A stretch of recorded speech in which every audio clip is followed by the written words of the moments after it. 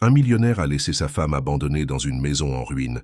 Débrouille-toi, c'est tout ce que tu auras de notre partage des biens. Des années plus tard, elle est réapparue, métamorphosée, et lui a fait amèrement regretter sa décision. Claire resta figée, le regard perdu dans les veines du papier jauni que Julien venait de lui tendre. C'était un acte notarié, une simple feuille froissée par le poids d'un mépris calculado. Elle n'eut même pas le temps de poser une question. Il s'était déjà tourné vers la baie vitrée de leur ancien appartement haussmannien, contemplant Paris comme s'il en possédait chaque pierre. Sans la regarder, il dit « Se débrouiller, c'est tout ce que tu mérites », et sortit. Le claquement sec de la porte résonna dans le silence de la pièce, plus violent que toutes les disputes qu'il n'avait jamais eues. La pluie s'écrasait contre les vitres avec un acharnement ironique. Claire, encore vêtue de son manteau, resta debout seule, incapable de comprendre comment une vie entière pouvait basculer si brutalement. Des années de mariage effacées par une signature, un regard vide, un ton glacial. Elle n'avait pas lutté pour les biens, les comptes, les propriétés. Elle pensait, naïvement peut-être, que l'homme qu'elle avait aimé lui laisserait au moins un vestige de respect. Au lieu de cela, elle héritait d'un piège humide et isolé dans une région dont elle ne connaissait même pas les rues. 3 jours plus tard, elle arrivait en Normandie, dans une voiture empruntée à une amie qui lui avait lancé un regard inquiet avant de lui tendre les clés. Le village n'avait qu'une boulangerie, un café silencieux et une petite mairie qui semblait désertée. La maison, elle, trônait à l'écart, au bout d'un chemin de terre rongé par les pluies et les herbes folles, une bâtisse fatiguée, aux murs lépreux, aux toits affaissés, aux fenêtres aveugles. Une maison que même les corbeaux semblaient éviter. Elle ouvrit la porte en bois avec une clé rouillée, dont le bruit lui rappela celui d'un cercueil qu'on entr'ouvre. L'odeur d'humidité lui sauta au visage. Le plancher craquait sous ses pas, protestant comme un vieil homme abandonné. Les murs étaient tachés, fissurés, certains couverts de moisissures noires. L'air était glacial, et chaque pièce semblait raconter l'histoire d'un abandon, d'un oubli, d'un mépris de plusieurs décennies. Rien dans cette maison ne ressemblait à une demeure. C'était une ruine, un message, une vengeance. Julien l'avait choisie délibérément.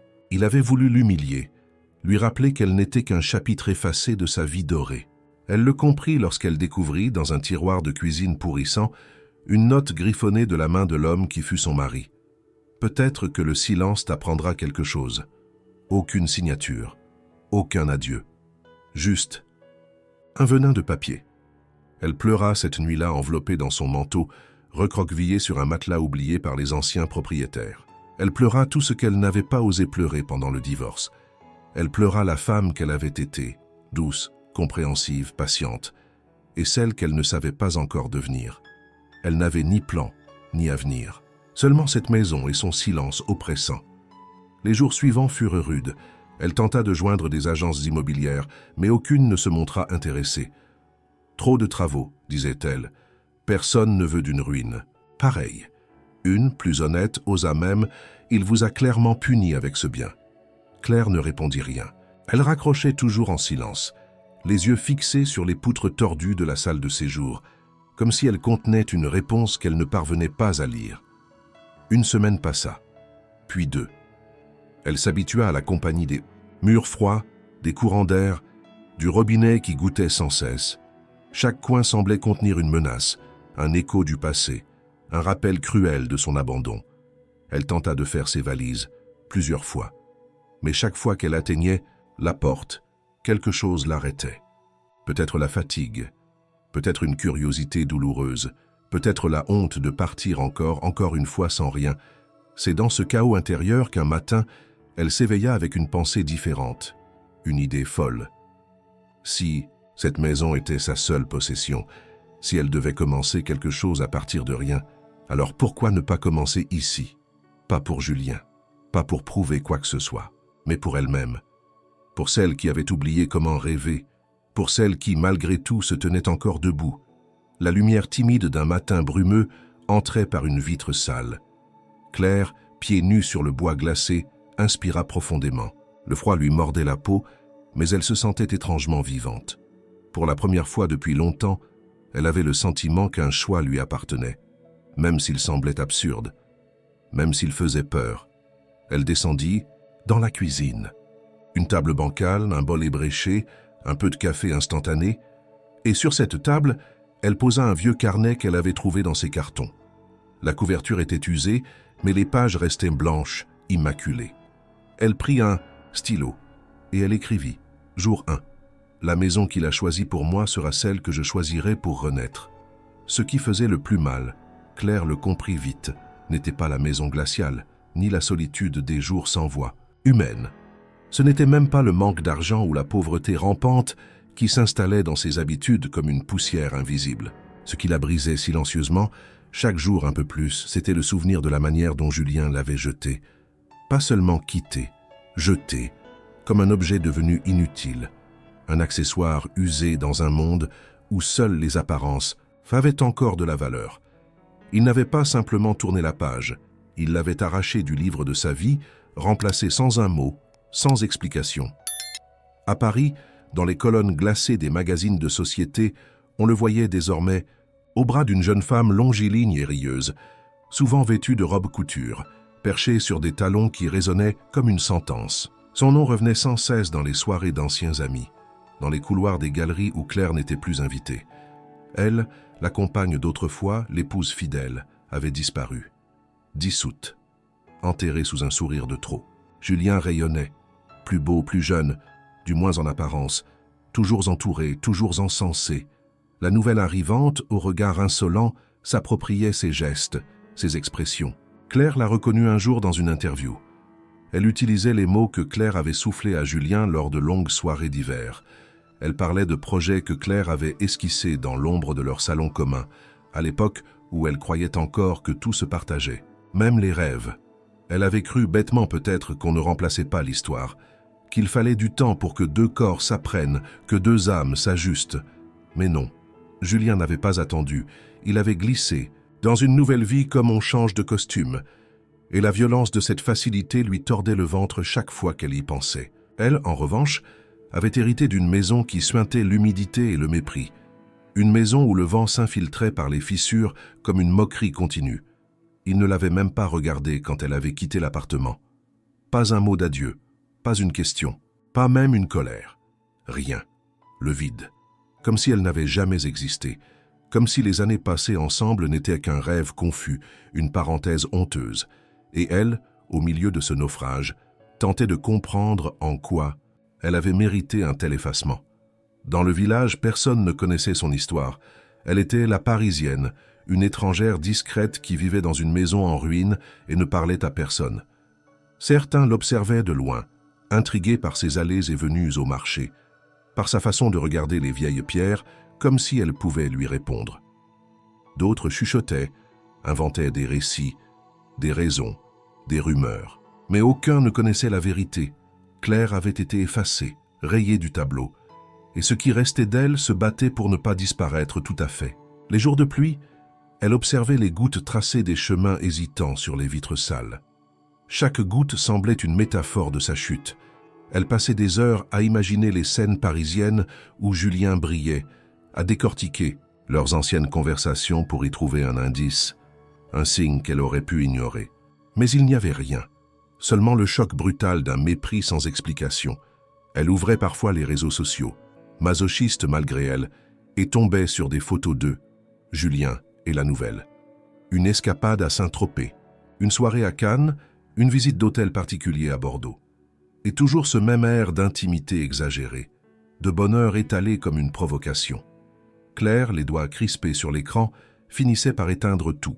Elle n'avait plus sa place dans ce monde de verre et de reflets. Elle n'en voulait même plus, mais l'injustice, elle, pesait encore comme un manteau trop lourd. Une nuit, elle trouva dans une boîte oubliée une photo d'eux, vieille, de 10 ans. Ils riaient dans une cuisine minuscule, entourée de livres et de verres à moitié pleins. Julien la regardait avec tendresse. Elle se demandait si ce regard avait été sincère ou simplement passager. Si cet homme autrefois l'avait vraiment aimée ou s'il avait toujours attendu autre chose, plus jeune, plus lisse, plus facile à façonner. Ce soir-là, elle brûla la photo, non pas par rage, mais par nécessité. Il fallait couper, détruire le fil invisible qui la liait encore à cette mémoire toxique. Car même dans la ruine, même dans le froid, Même dans le silence d'un village oublié, il y avait peut-être une chance, une petite, un souffle, une étincelle minuscule. Julien l'avait méprisée. Il avait trahi non seulement son amour, mais son humanité. Il lui avait dit sans un mot qu'elle ne valait rien. Et pourtant, malgré tout cela, Claire sentait en elle quelque chose qui refusait de mourir. Une partie têtue, rebelle, indomptable. Et si, au fond, cette maison, cette punition, devenait le lieu exact où elle renaîtrait, non pas pour le défier, mais pour exister à nouveau, pour redevenir quelqu'un, pour se réapproprier une vie qu'on avait voulu lui arracher. Le vent soufflait fort cette semaine-là, faisant grincer les volets branlants et danser les herbes hautes du jardin en friche. Claire, emmitouflée dans un manteau trop grand et troué au coude, arpentait les pièces de la maison en comptant chaque fissure, chaque carreau brisé, chaque trace d'humidité, comme si elle dressait l'inventaire d'un champ de ruines. Les jours passaient sans qu'aucun appel ne vienne, sans qu'un courrier ne lui donne l'illusion d'une vie au-delà de ces murs froids. Même les agences immobilières avaient cessé de répondre. Elle avait tenté, au début, de vendre.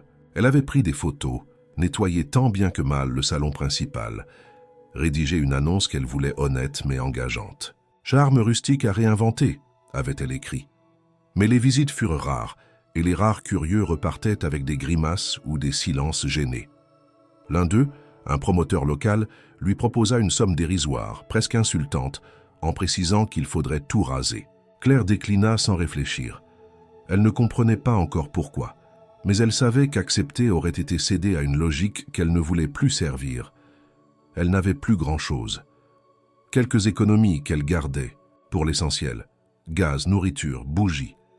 L'électricité fonctionnait, mais les radiateurs étaient inefficaces, certains même hors service. Elle dormait habillée, avec des couvertures superposées, entendant parfois les bruits suspects du bois qui travaille ou d'animaux invisibles nichés dans les recoins.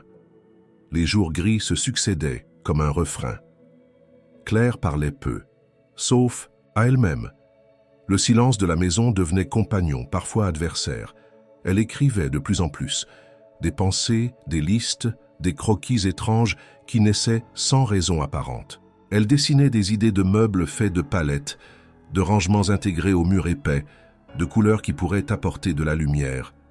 Tout cela sans y croire vraiment, juste pour tenir, pour ne pas sombrer. Une nuit, une tempête, s'abattit sur la région. Le toit laissa passer l'eau goutte à goutte, puis torrent à torrent. Claire plaça des casseroles sous les fuites, improvisant une chorégraphie absurde au milieu de la pièce. L'eau ruisselait sur les murs, emportant des morceaux de peinture et révélant une structure fragilisée. À un moment, une tuile glissa et s'écrasa dans la cour, dans un bruit sec qui résonna comme une gifle. Elle sentit ses jambes céder. Elle s'assit au sol, trempée, glacée, épuisée. Elle resta là longtemps, incapable de pleurer, incapable de se lever. Tout semblait perdu.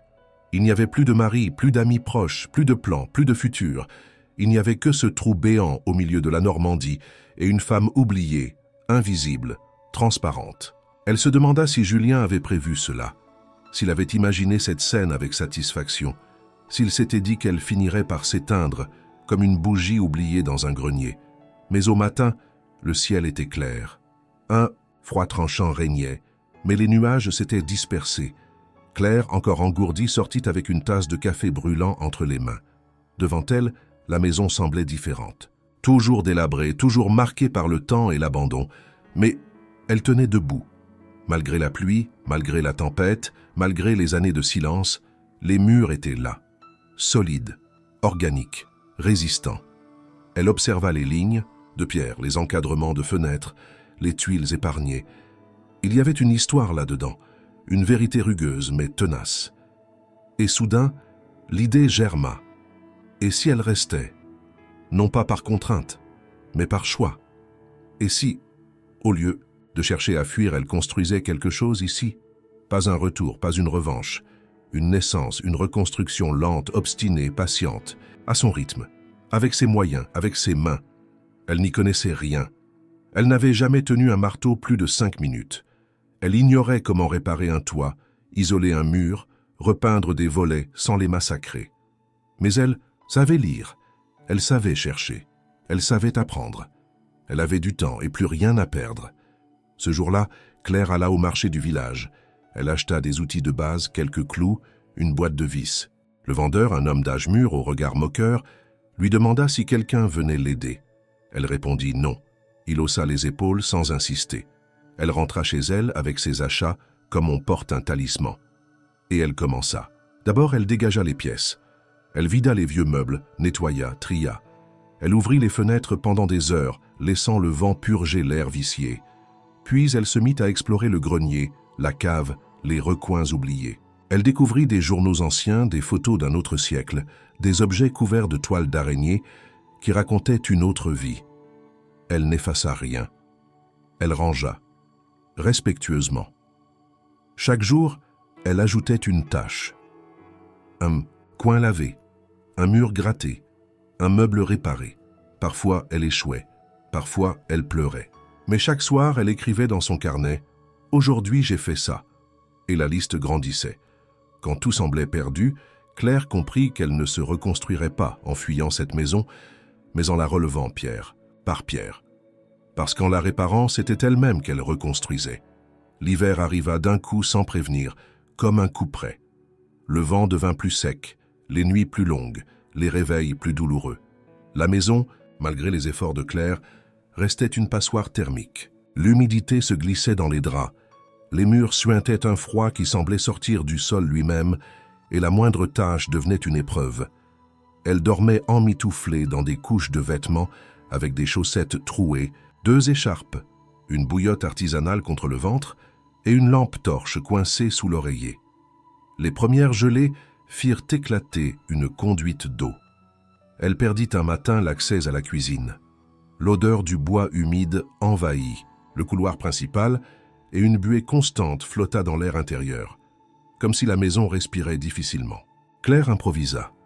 Elle se fit chauffer de l'eau sur une vieille plaque électrique, acheta quelques conserves au supermarché le plus proche, à 17 km, et se prépara des soupes claires, des lentilles, des pommes de terre bouillies, qu'elle mangeait à la lueur d'une bougie. Elle commençait à parler seule à haute voix, non par folie, mais pour faire vibrer quelque chose dans ce vide. Le village s'enfonçait aussi dans le silence hivernal. Le marché ralentit, les passants disparurent. Seul le boulanger continuait à lui adresser un mot, en lui tendant son pain quotidien, parfois accompagné d'un regard curieux. Personne ne posait de questions. Claire ne proposait pas de réponse. Son corps s'adaptait. Elle se levait plus, tard se couchait plus tôt.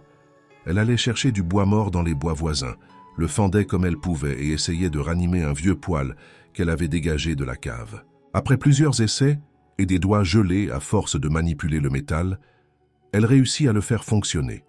Il crachait une chaleur incertaine, mais c'était mieux que rien. Les soirées devinrent rituelles, feu, soupe, carnet. C'est dans ce vieux carnet qu'elle trouva un exutoire inattendu. Elle écrivait chaque jour au coin du poêle ses pensées, ses peurs, ses rêves, mais aussi ses observations. Elle y nota les courants d'air, les coins les plus humides, les idées pour améliorer les choses. Puis, lentement, sans qu'elle s'en rende compte, elle se mit à esquisser des plans, des formes, des agencements possibles. Comment maximiser la lumière dans la cuisine? Où placer des étagères? Comment faire d'un espace étroit un lieu chaleureux? Ces pages devinrent son monde, sa résistance. Parfois, elle relisait ses premières notes. « Je n'y arriverai jamais », avait-elle écrit. Ou encore « C'est une prison ». Mais à mesure que les jours passaient, ces phrases furent remplacées par d'autres. Peut-être que ce mur peut être renforcé. Une verrière ici serait belle. Un coin lecture près de la fenêtre sud. Elle n'osait pas encore parler d'avenir. Mais elle dessinait et c'était déjà une forme de rêve. Elle se surprit un soir à sourire en voyant un rayon de lumière traverser la pièce à travers une vitre qu'elle avait nettoyée elle-même. Elle s'assit au sol, croqua l'instant, puis nota « Aujourd'hui, la lumière a dansé. C'était minuscule, fragile, mais c'était là. La solitude était épaisse. Les appels avec sa sœur devenaient rares, hachés par le réseau. Les anciens amis ne répondirent plus. Paris semblait une autre planète. Mais dans ce retrait forcé, Claire apprenait à se redécouvrir. Elle passait des heures à marcher dans les bois, à observer les mousses, les branches, les pierres. Elle se connectait à un monde qu'elle n'avait jamais pris le temps d'explorer. Elle touchait les matières, observait les textures. Elle apprenait sans le savoir. Un jour, elle trouva un vieux cadre de fenêtre dans une décharge sauvage, à quelques kilomètres. Elle le ramena sur une brouette, le nettoya et l'installa dans un mur creux de l'entrée. Juste pour voir. C'était bancal mais prometteur. Elle nota « Rien ne se perd, tout peut renaître ». Les semaines passaient, le froid restait mordant, mais Claire, peu à peu, n'en avait plus peur. Elle s'organisait, anticipait, optimisait. Chaque jour, elle ajoutait une bûche à son savoir. Un petit geste, une idée, une solution. Et chaque soir, elle racontait tout dans son carnet devenu précieux. Elle n'était plus perdue, pas vraiment. Elle était en transformation. Le premier, hiver ne l'avait pas tuée. Il l'avait forgée. Il avait déchiré les dernières illusions, arraché les dernières dépendances. Il avait laissé à nu une femme en train de se reconstruire, seule, dans une maison abîmée, mais pleine de possibles. Le carnet de Claire, autrefois simple, réceptacle de douleur, était devenu un objet vivant. Chaque page témoignait d'une évolution. Au fil des semaines, ces lignes tremblantes avaient cédé la place à des croquis minutieux, des schémas précis, des listes de matériaux, de couleurs, de textures. Il ne s'agissait plus seulement de rêver sa maison, mais de la penser, de la concevoir. Elle ne possédait pas les outils, ni l'expertise, mais quelque chose d'inné s'exprimait à travers ses dessins. Un sens aigu de l'harmonie, de la lumière, de la fonctionnalité. Elle passait des heures à étudier chaque recoin de la maison, à imaginer des usages nouveaux pour les volumes étriqués, à repenser la circulation d'un espace à l'autre. Un placard encastré devenait alcôve de lecture.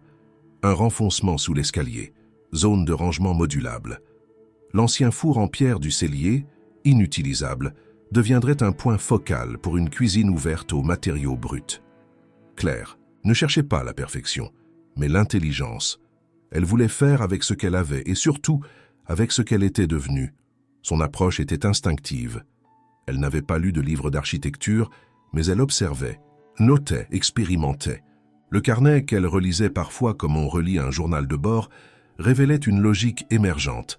Les contraintes devenaient des opportunités, le manque d'argent, une école de créativité.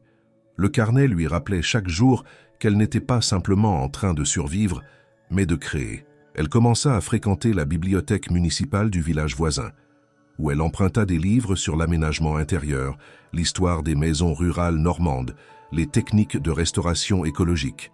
Le personnel, d'abord. Distant s'intéressa peu à peu à cette femme discrète qui empruntait avec avidité. Une bibliothécaire, Madame Roussel, la remarqua particulièrement et engagea la conversation. Claire lui parla un peu de son projet sans trop s'étendre. Madame Roussel lui proposa de consulter les archives locales, où elle découvrit des plans anciens de la maison. Elle apprit qu'elle avait appartenu à une famille de bâtisseurs au XIXe siècle, puis avait été abandonnée après une succession complexe. Cette histoire l'émut. Elle se sentit dépositaire de quelque chose de plus grand qu'elle. Les pages du carnet se multipliaient. Elle y colla des échantillons de tissus, des photos de magazines, des bouts de papier sur lesquels elle griffonnait des idées au hasard. Chaque croquis était daté, commenté. Elle y ajoutait parfois des réflexions personnelles. Et si cette maison m'avait choisi elle aussi, ou encore, chaque mur réparé est une blessure qui cicatrise. Elle réalisa qu'elle possédait une sensibilité rare. Là où d'autres voyaient du vieux, elle percevait du vivant. Là où certains auraient détruit, elle rêvait de préserver. Restaurer pour elle n'était pas revenir en arrière, mais honorer ce qui avait résisté. Elle adopta des techniques alternatives. Peinture à la chaux, isolant naturel, meubles récupérés transformés en pièces uniques. Tout devenait source de beauté. Une vieille porte trouvée chez un brocanteur fut poncée, huilée, puis intégrée comme tête de lit. Un miroir cassé fut converti en mosaïque pour un cadre de fenêtre. Plus elle avançait, plus elle se rendait compte que ce qu'elle faisait n'était pas seulement personnel. Ses idées pourraient inspirer d'autres. Des gens sans moyens, sans formation, sans appui, mais avec une vision. Ce qu'elle construisait, ce n'était pas seulement un espace habitable, mais une philosophie de vie. Faire avec peu, valoriser l'ancien, respecter le lieu et s'écouter. Un jour, en relisant ses premières pages, elle constata à quel point son écriture avait changé, moins tremblée, plus droite, plus assurée. Elle sourit, Le carnet était devenu un miroir, et ce qu'il lui renvoyait désormais, c'était une femme en reconstruction avancée. Une femme en création constante. Une pièce de la maison, encore inutilisée, attira soudain son attention. L'ancienne étable, aux murs solides, à la charpente majestueuse, semblait faite pour devenir son atelier. Elle la nettoya méthodiquement, ouvrit les portes pour laisser entrer la lumière, installa une grande table en bois brut, quelques étagères, ses outils, son carnet au centre. Ce fut là, dans ce lieu entre passé et futur, qu'elle se sentit enfin chez elle. Ce carnet entamé dans le froid et la peur devenait jour après jour le plan fondateur d'une nouvelle vie. Claire, sans l'avoir cherché, était en train de bâtir bien plus qu'une maison. Elle posait les bases d'un savoir nouveau, d'un regard sur le monde, d'un projet de sens. Et elle ne le savait pas encore. Mais ce carnet, un jour, changerait bien d'autres vies que la sienne. Ce jour-là, la pluie tombait avec une lenteur insistante, dessinant des ruisseaux boueux dans la cour. Claire était dans l'ancienne étable, concentrée sur le démontage d'une étagère bancale, quand elle entendit frapper à la porte d'entrée. Ce bruit inattendu, presque oublié, la figea quelques secondes. Elle posa son tournevis, s'essuya, les mains sur son pantalon taché de peinture, et traversa la maison en silence, le cœur battant un peu plus vite. Elle ouvrit. Un homme, d'un certain âge, trempé mais droit, se tenait devant elle.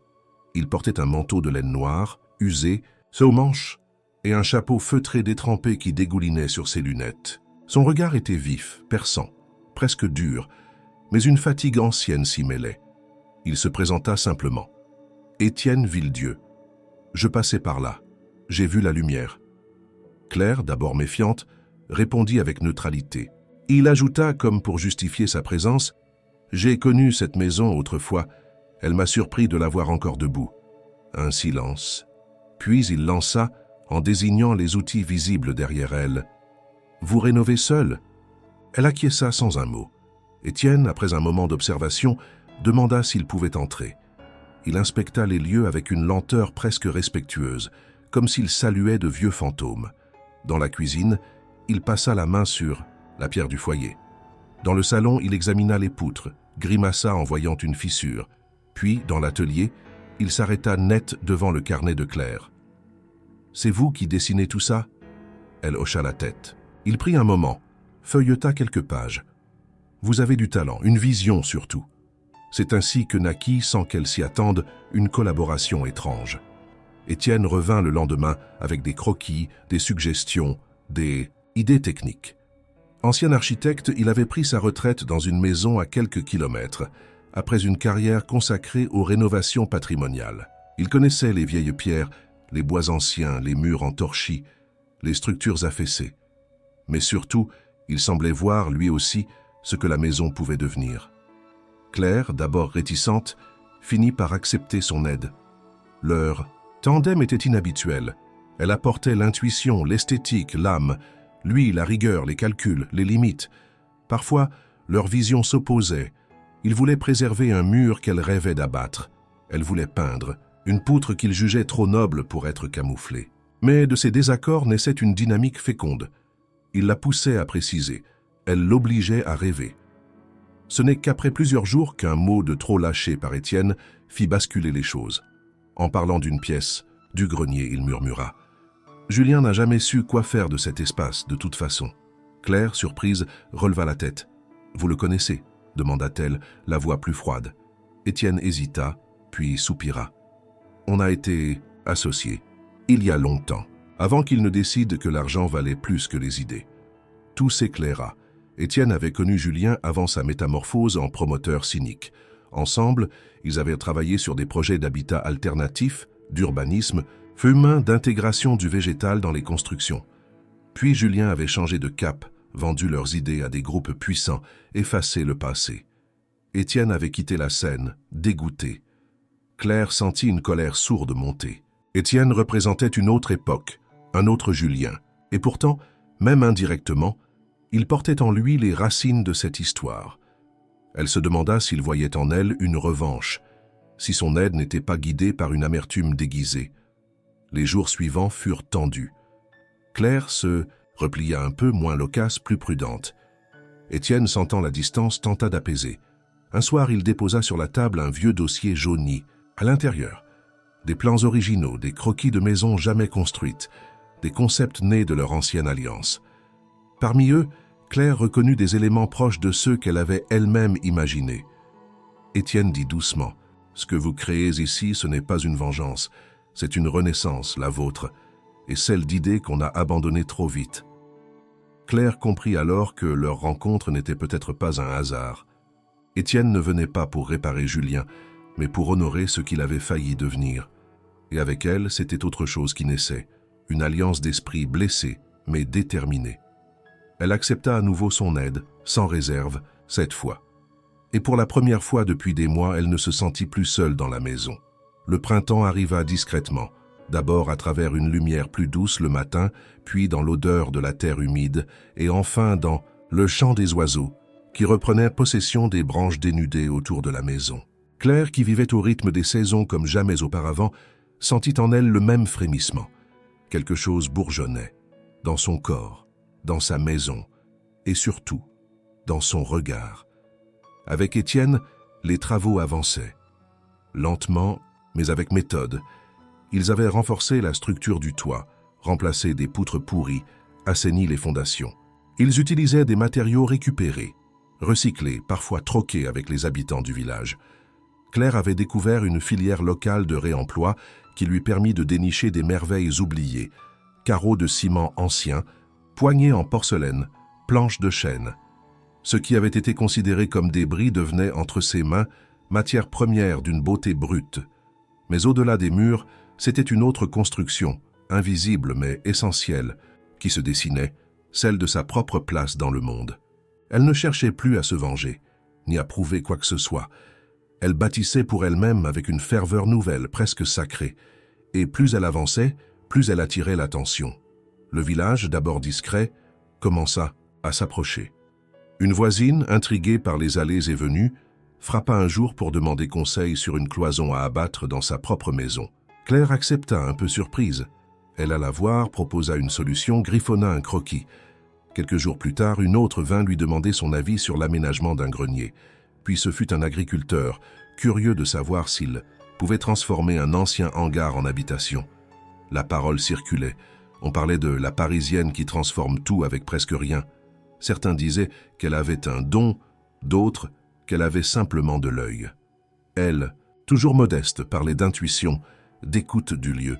Elle expliquait peu, mais agissait beaucoup. Et chaque projet, même minuscule, la nourrissait. Elle se mit à prendre des notes sur ses nouvelles demandes.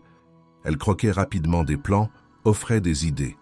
Elle refusait d'être payée, mais acceptait parfois un panier de légumes, du pain, un vieux meuble. Une économie parallèle se dessinait, faite de troc, de confiance, d'échanges. Et au centre, Claire, transformée en actrice essentielle de cette dynamique. Étienne observait cette métamorphose avec admiration. Il devenait progressivement un mentor, un compagnon silencieux mais précieux. Ils travaillaient souvent sans parler, chacun absorbé dans sa tâche, mais entre eux, une forme de respect profond s'était installée. Il lui apprenait à lire les signes du bois, les tensions dans une structure, la logique cachée derrière un désordre apparent.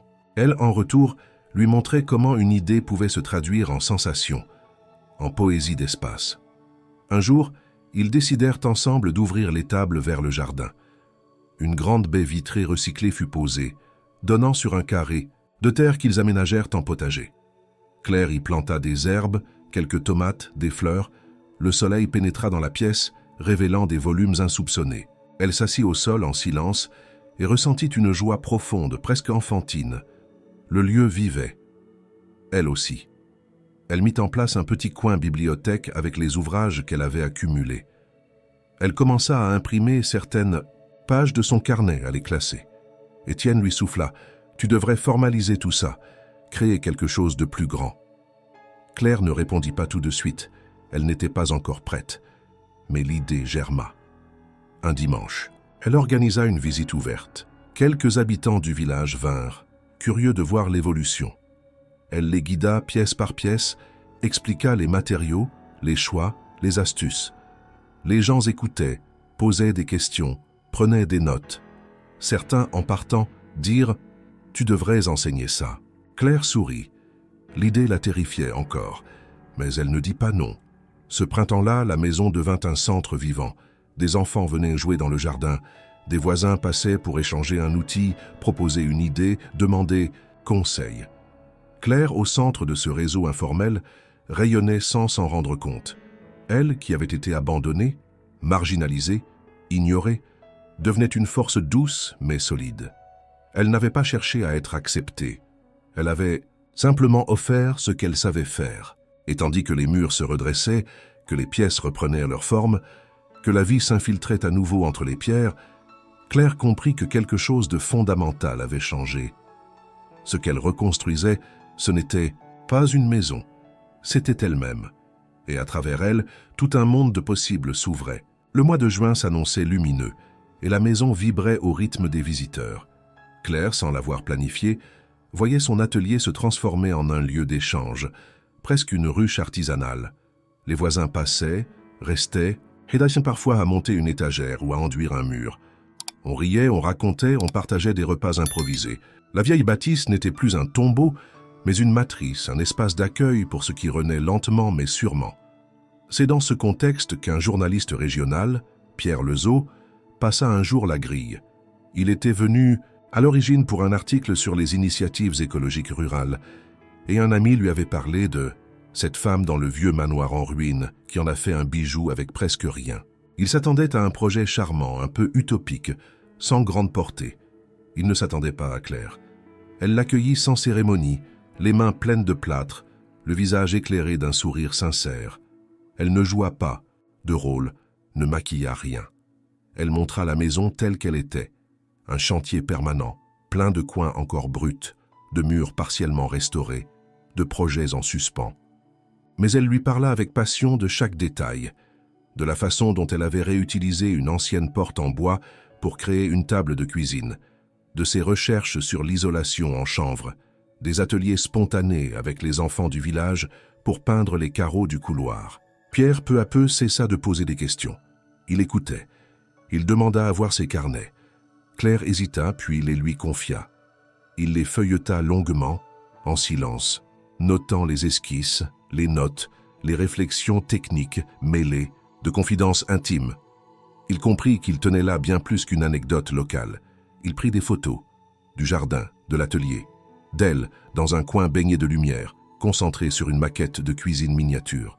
Puis il repartit, promettant de l'avertir à la parution. 2 semaines plus tard, l'article parut dans la revue Normandie durable. Il s'intitulait « La maison du renouveau, Claire R, ou l'art de tout reconstruire avec l'essentiel ». Le texte était sensible, précis, inspiré. Il racontait l'histoire de Claire sans voyeurisme, mettant en lumière son parcours, ses choix, sa vision.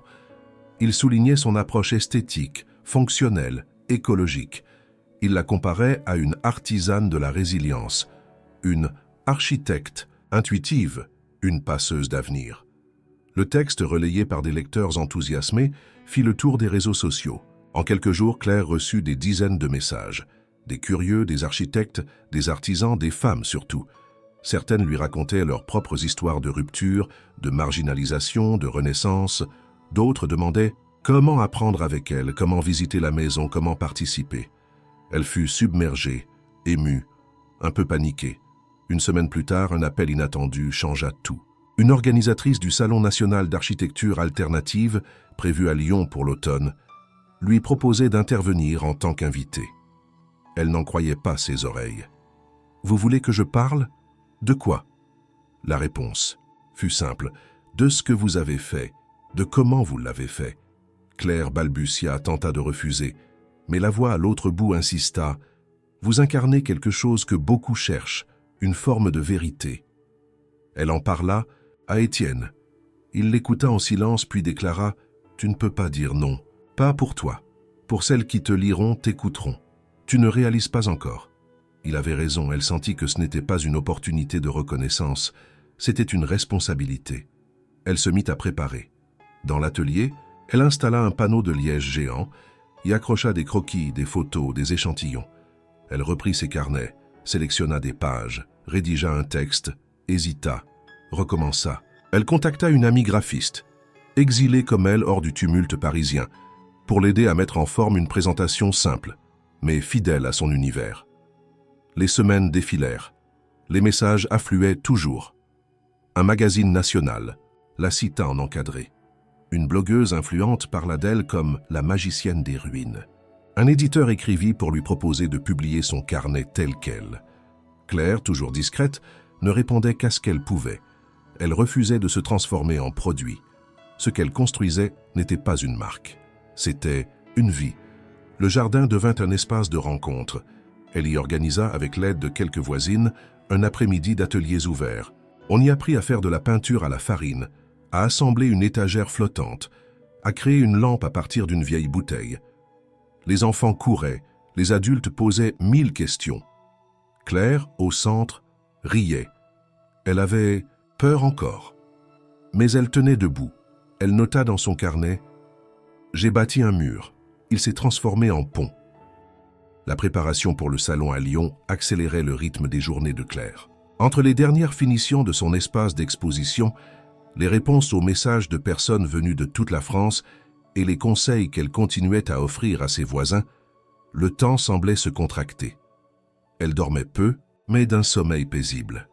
Pour la première fois depuis longtemps, elle avançait portée par une énergie qui ne venait pas de la peur ou de la survie, mais d'un sentiment de juste place. C'est en relisant ses anciens carnets, dans l'atelier devenu centre nerveux de sa petite révolution, qu'elle tomba sur un dessin oublié, un vieux croquis griffonné au début de son séjour, presque par automatisme, représentant une bibliothèque encastrée dans une alcôve de pierre.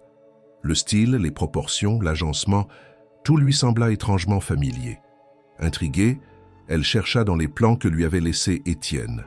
Et là, l'évidence éclata. Le dessin qu'elle croyait sien original était presque une réplique d'une idée abandonnée retrouvée dans l'un des dossiers de Julien. Elle fouilla, compara, superposa. Le choc fut immédiat. Plusieurs de ses intuitions architecturales, les courbes, les choix de lumière naturelle, les associations de textures, avaient déjà été pensées par Julien, mais jamais utilisées. Des plans rejetés, des concepts rayés, des projets enterrés. Julien, autrefois, avait eu cette vision. Mais il y avait renoncé. Trop coûteuse, trop lente, trop idéale. Il avait choisi l'efficacité, la rentabilité, l'ambition froide. Et il avait laissé mourir tout un pan de sa créativité. Claire, sans le savoir, l'avait exhumé. Et mieux, elle l'avait fait vivre. Un vertige la saisit. Était-elle en train, d'une certaine manière, de compléter Julien, de prolonger ses échecs, de réparer ses renoncements? L'idée la troubla d'abord. Mais très vite, une autre pensée, plus puissante, plus lumineuse, surgit. Elle n'était pas une continuation, elle était une réappropriation. Ce qu'il avait méprisé, ce qu'il avait jugé sans valeur, la lenteur, la matière brute, l'attention. Au détail, l'humain était devenu le socle de son propre renouveau. Ce qu'il avait abandonné, elle l'avait embrassé. Là où il avait vu une perte de temps, elle avait vu une vie possible. Julien l'avait exclue du monde qu'il construisait. Mais c'était elle, maintenant, qui reconstruisait à partir de ses ruines. Elle se souvint d'une conversation ancienne bien avant leur séparation. Un soir, dans leur salon parisien, Julien lui avait montré un carnet en marmonnant « Ce sont de belles idées, mais ça ne paiera jamais un toit ». Il avait fermé le carnet sans le lui laisser. Ce carnet, elle en était certaine désormais, contenait les esquisses qu'elle venait de retrouver. L'ironie lui parut immense et douce. Ce qu'elle bâtissait ici, en Normandie, avec ses mains, ses doutes et son instinct, n'était pas un prolongement de Julien. C'était une récupération, un détournement, une transformation radicale. Elle n'était pas l'ombre d'un architecte déchu. Elle était la lumière qui révélait ce que lui avait refusé de voir. Elle décida alors d'intégrer cette révélation à sa présentation à Lyon. Pas comme un règlement de compte, mais comme une démonstration de comment les idées les plus nobles, si elles sont abandonnées par ambition, peuvent renaître par nécessité. De comment une femme rejetée peut devenir la voix de ce que l'homme qu'elle aimait n'a jamais eu le courage d'être. Elle créa un panneau intitulé « Ce que l'on jette, ce que l'on sauve ».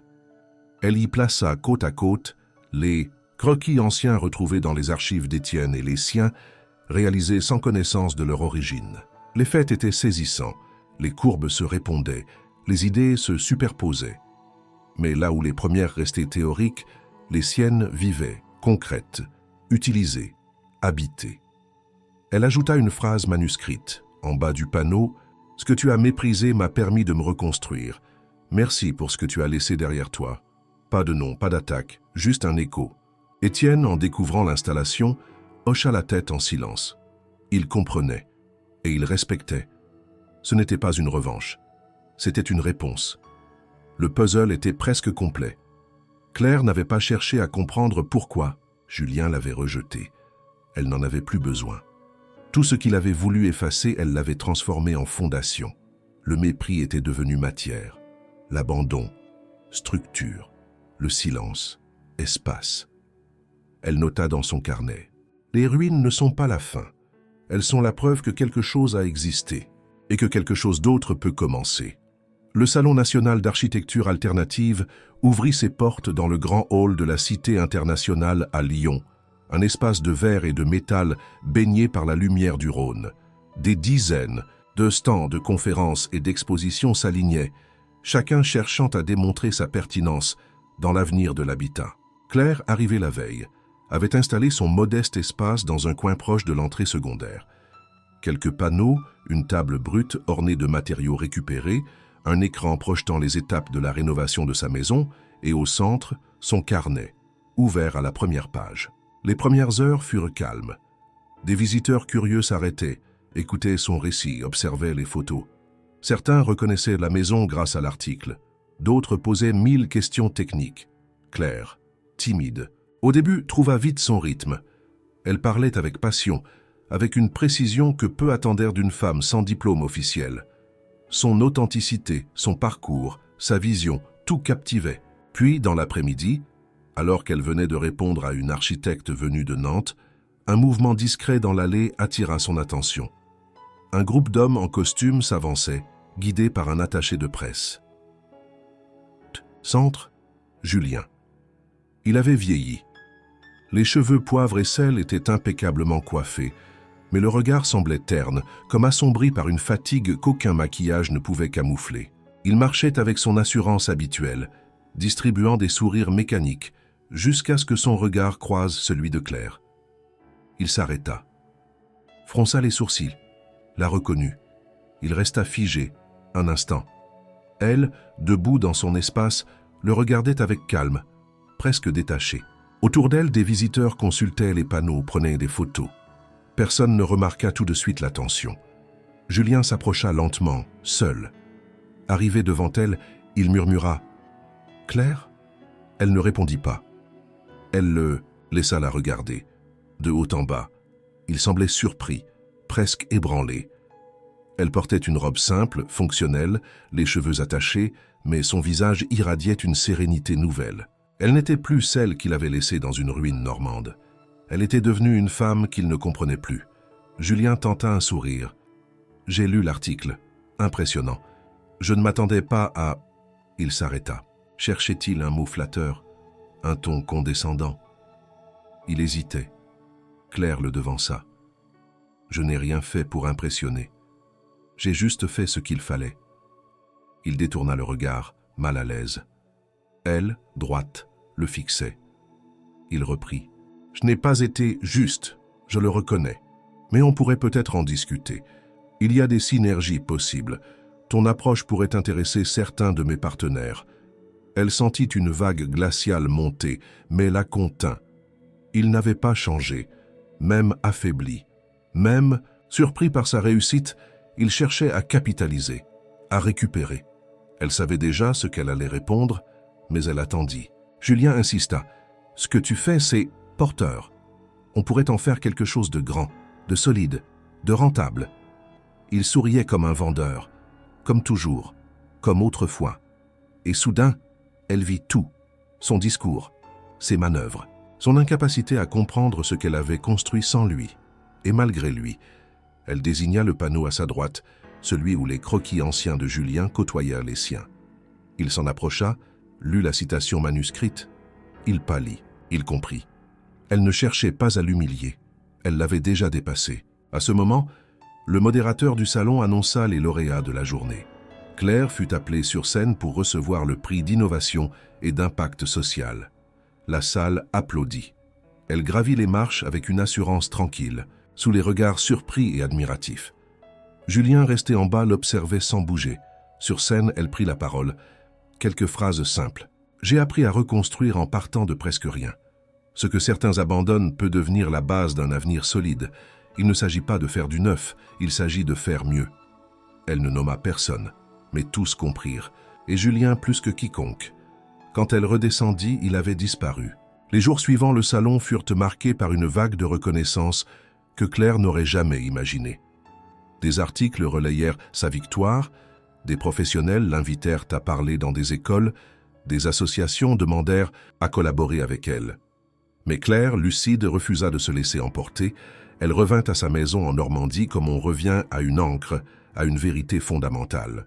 Elle ne voulait pas devenir une image, elle voulait rester un geste. C'est là, dans son jardin, au milieu d'un après-midi paisible, qu'elle le revit. Julien était seul. Il n'avait pas annoncé sa venue. Il n'était plus accompagné d'assistants, de partenaires, de journalistes.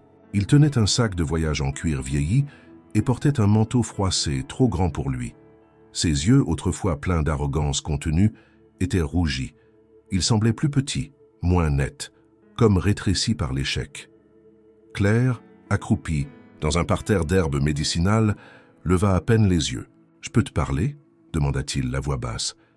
Elle resta un moment sans répondre, puis se releva lentement. Elle le regarda, sans agressivité, mais sans aménité non plus. Il poursuivit. « Je ne savais pas à quel point tu avais changé, ou peut-être que je ne t'avais jamais vraiment vu. Ce que tu as fait ici, c'est remarquable. » Elle ne dit rien. Il prit cela pour une permission de continuer. « J'ai tout perdu, Claire. Les projets, les associés, les soutiens. Après Lyon, les partenaires vont commencer à se poser des questions. Ils ont comparé nos visions. Ils ont vu. Je me retrouve seul. » Elle arqua un sourcil. Il sentit qu'il devait aller plus loin. « Je suis venu te demander si tu accepterais de collaborer, de m'aider à rebâtir quelque chose. On pourrait créer un projet commun. Associer ton savoir-faire, ton image avec mon réseau, mon expérience. Recommencer. » Il parlait avec une sincérité visible, mais teintée d'un réflexe qu'il ne savait pas briser, celui de se placer encore au centre. Claire comprit que même son humilité était teintée d'habitude. Elle s'approcha d'un banc sous un pommier et s'y assit. D'un geste, elle l'invita à faire de même. Julien s'assit lentement, comme s'il pénétrait un monde inconnu. « Tu sais, dit-elle enfin, ce que tu m'as fait n'était pas seulement une trahison amoureuse, c'était une négation. Tu m'as regardé comme on regarde quelque chose de déjà périmé, et tu m'as jeté. » Il baissa les yeux. Elle continua posément. « Ce que tu veux aujourd'hui, ce n'est pas une collaboration. C'est un rachat, une tentative de corriger une image. Mais je ne suis plus une image, Julien. Je suis un lieu, une action, une idée incarnée. » Il voulut répondre, elle l'interrompit.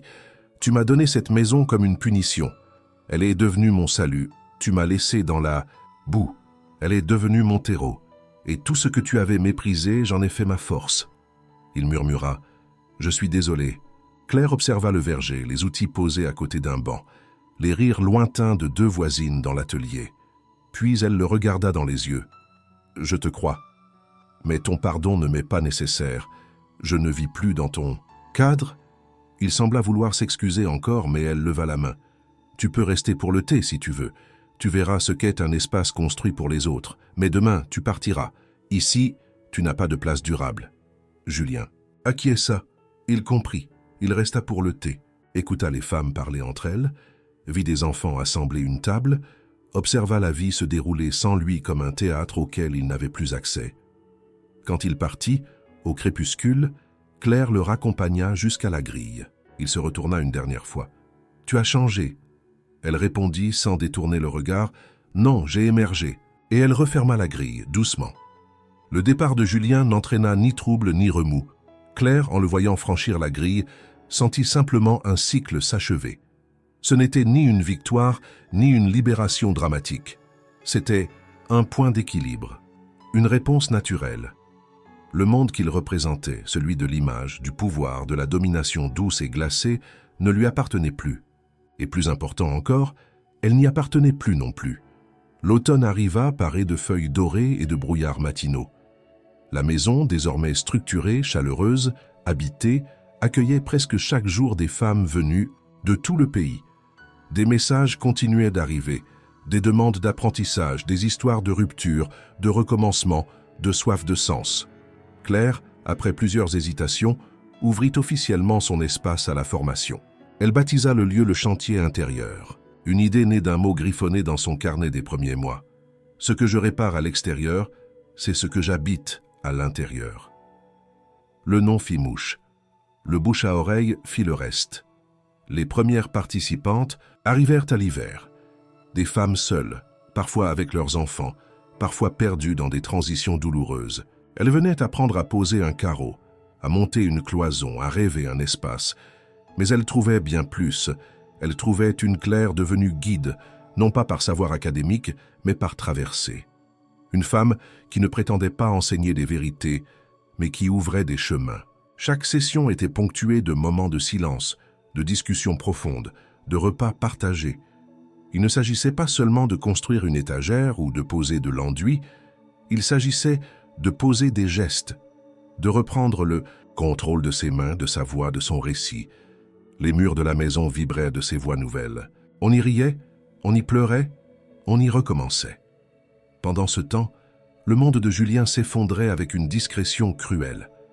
Les rumeurs de mauvaise gestion, de projets écologiquement désastreux, de conflits d'intérêts se multipliaient. Ses anciens alliés se détournaient. Ses apparitions publiques se faisaient plus rares, plus hésitantes. Les médias qui l'avaient encensé ne le mentionnaient plus que dans des encadrés discrets, quand ils ne lui consacraient pas des dossiers à charge. L'homme fort de l'immobilier devenait une silhouette d'un monde dépassé. Claire, informée malgré elle par des contacts et des alertes qu'elle ne cherchait pas, ne ressentait ni satisfaction ni pitié. Seulement une forme de justice tranquille. Le monde changeait, et les structures anciennes, fondées sur la violence douce, les promesses creuses et le mépris déguisé, perdaient leur emprise. Elle, en revanche, grandissait, sans marketing, sans stratégie, sans compromis. Des architectes de renom vinrent en observatrice. Des institutions lui proposèrent des partenariats qu'elle refusa, préférant conserver son autonomie. Le chantier intérieur s'élargit lentement. Une pièce fut transformée en dortoir partagé, une autre en bibliothèque de matériaux, une annexe en salle de travail collectif. Les habitantes du village, autrefois distantes, devinrent des alliés, des amis. Elles venaient aider, proposer, raconter leur propre transformation. Certaines, autrefois silencieuses, commencèrent à prendre la parole devant les nouvelles arrivantes. Claire les regardait, souvent en retrait, fière de ne plus être seule à porter la voix. La maison elle-même semblait transformée dans ses fondations. Elle respirait autrement. Les murs ne craquaient plus sous la contrainte, mais vibraient sous les pas. La lumière traversait les vitres restaurées avec douceur. Les soirs d'hiver, on entendait de la musique, des rires, des voix multiples. Ce lieu de rejet était devenu un lieu de retour, un lieu d'ancrage. Et Claire, toujours fidèle à son carnet, continuait d'écrire, non plus pour survivre, mais pour documenter, pour transmettre, pour ne pas oublier d'où tout était. Partie. Elle nota un jour « Tout ce qu'on m'a retiré est devenu l'espace que j'ai construit. Mon absence chez lui est devenue ma présence ici. » Un ancien ami de Julien, venu en visite discrète, lui confia en partant « Il ne comprend toujours pas comment il a pu tout perdre. » Elle répondit sans amertume. Il n'a rien perdu. Il n'a jamais su ce qu'il avait. Un matin d'hiver, alors que la brume couvrait encore les champs de Normandie et que la maison s'éveillait lentement, sous les pas discrets de ses habitantes, Claire entendit frapper doucement à la porte d'entrée. Elle ne s'attendait à personne. Les sessions de formation étaient suspendues pour les fêtes, et seules quelques femmes restèrent sur place en retrait du monde, réparant leur silence dans la chaleur douce des murs anciens. Elle ouvrit. Julien se tenait là, seul. Il n'était plus le même homme. Pas seulement dans sa tenue, un manteau banal, des chaussures sales, une barbe mal rasée, mais dans son aura. L'homme sûr de lui, l'homme au geste lent, qui à la voix posée avait disparu. Devant elle se trouvait un homme effacé, au regard vidé de toute stratégie. Il murmura « Je n'ai nulle part d'autre où aller. » Claire ne répondit pas. Elle l'observa. Il semblait épuisé, perdu, comme si sa chute, longtemps étouffée par le vernis social, s'était enfin produite dans le silence. Il n'y avait plus rien à quoi s'accrocher, ni fortune, ni réseau, ni rôle à jouer. Il tenta un sourire timide, presque enfantin. « Je suis passé devant cette maison plusieurs fois. Je pensais que tu ne me laisserais jamais approcher. » Claire, droite, sereine, ne dit toujours rien. Elle attendait, pas une justification, pas une excuse. Elle attendait simplement la vérité. Julien la sentit. Il baissa les yeux. « J'ai tout perdu, Claire. Et dans ce tout, il y a toi. Je n'avais pas compris. À quel point tu étais essentielle. À quel point j'étais vide sans toi. J'ai regardé cette maison de loin. J'ai vu ce que tu en as fait, ce que tu es devenu. Et je me suis demandé ce qu'il restait de moi. » Il la regarda enfin, les yeux brillants. « Je sais que je ne mérite rien, mais j'avais besoin de te le dire, de venir ici, de voir. » Claire inspira doucement. Le vent faisait danser les feuilles mortes autour de ses pieds. Elle regarda derrière elle. La maison rayonnait de vie. On entendait des voix au loin.